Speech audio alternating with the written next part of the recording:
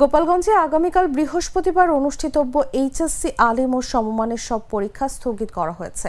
এদিন জেলায় থাকা ঢাকা বোর্ডের অধীন এইচএসসি, মাদ্রাসা বোর্ডের অধীন আলিম ও কারিগরি বোর্ডের অধীন এইচএসসি পরীক্ষা স্থগিত থাকবে। তবে দেশের অন্যান্য সব জেলায় যথাসময়ে যথারীতি পরীক্ষা অনুষ্ঠিত হবে।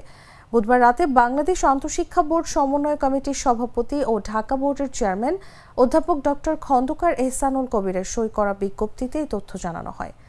বিজ্ঞপ্তিতে বলা হয়, ঢাকা শিক্ষা বোর্ডের অন্যান্য জেলা সহ সকল সাধারণ শিক্ষা বোর্ডের বৃহস্পতিবারের পরীক্ষা যথারীতি অনুষ্ঠিত হবে।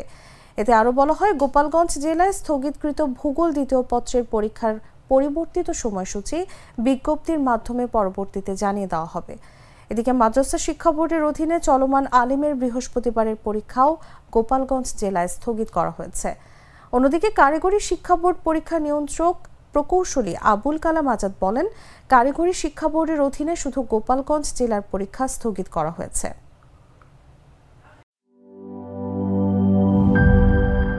বান্ডেল থাকলে প্রতি সেনমানিতে টাকা বাঁচবে। বিকাশ সেনমানি বান্ডেল কিনে জিতুন প্রতি লেনদেনে।